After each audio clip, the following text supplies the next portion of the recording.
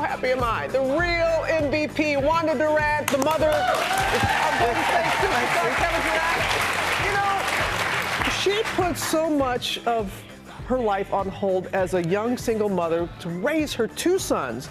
And now she's going to share her story, and we're going to speak to her in just a moment. You're looking good. I try. Let's take a look first. Thank you. The Warriors are NBA champions. A mother's dream for her son coming true in this moment. Your finals MVP, Kevin Durant. We did it. I told you when I was 8 years old, we did it. Kevin Durant celebrating his first NBA title with the Golden State Warriors. It's good. His mother always there by his side. It's a sight familiar to fans, magnified in 2014 by Kevin's emotional MVP acceptance speech. We wasn't supposed to be here. You made us believe. You kept us off the street. When you didn't eat, you made sure we ate. You went to sleep hungry. You the real MVP. Today, Wanda shares her message of encouragement with others to believe in yourself and never give up.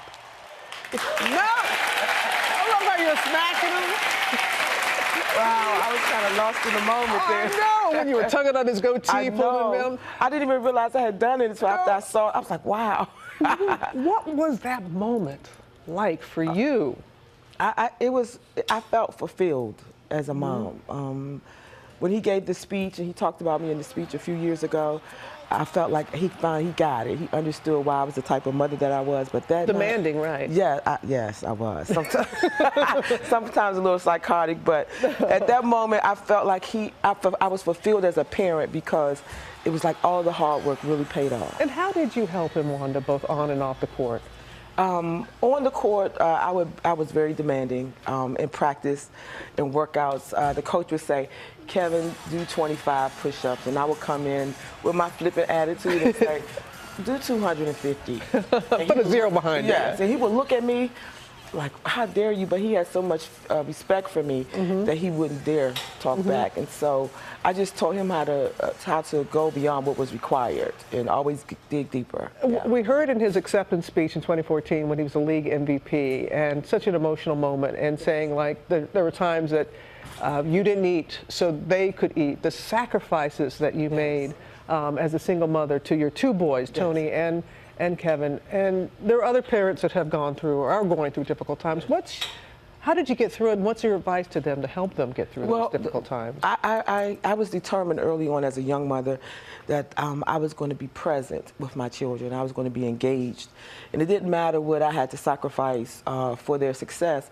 I knew I wanted different for them. I had learned from my mom the sacrifice for her family, and so that's what I did. But I wanted them to live their dream. I wanted them to set a goal for themselves and not just live life as a survivor, but as a thriver. I love that, yes, as a thriver. And as you put it, you know, there had been times that you wanted to quit, but you knew if you quit, then you were quitting on your kids. There were several times I wanted to quit, but the look in their eyes is what kept me going.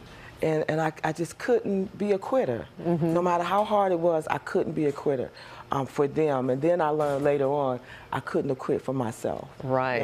Yes, that I was important too. And I know you want to share what you have learned and what you have taught your children to help others that are in a similar situation. So we reached out to people on Twitter and on social media and asked them questions. And Angela, who's a dear viewer of our program, she said, I'd love to hear Mama Durant's advice to parents/families on 3 ways she built motivation and hard work into her son's life.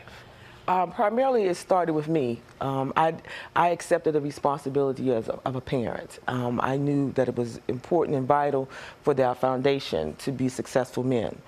And then I decided that my life was secondary.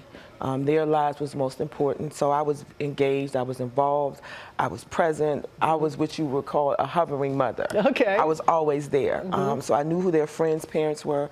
I wanted them to be around people or children whose parents had like values as mine. The men that I had in their lives was very important to me. And then I required them to set goals, academically and future goals. I'm glad you said academically as well. Okay, T. Johnson, how can parents notice and nurture potential in their young people? Because I know that Kevin very early came to you and said, Mom, I want to be a pro basketball player. And you Yes. sent him away and said, no, son, think about this. Yes. And he came right back. Came right back, yeah.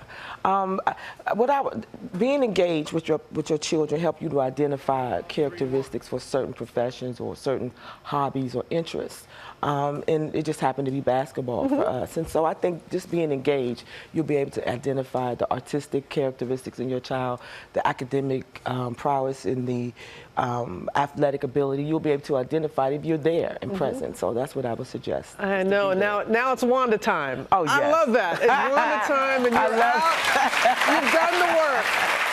And you're deserving of that. Yes. And I love, just like your son, that you want to share with others. Wanda Durant, Mama Durant, Yes. it's wonderful. Thank you wonderful to so- be in your thank presence. you. Wish you all the best. There's more to her story. Stay tuned. Thank you. That's what we can call Wanda time. Yeah.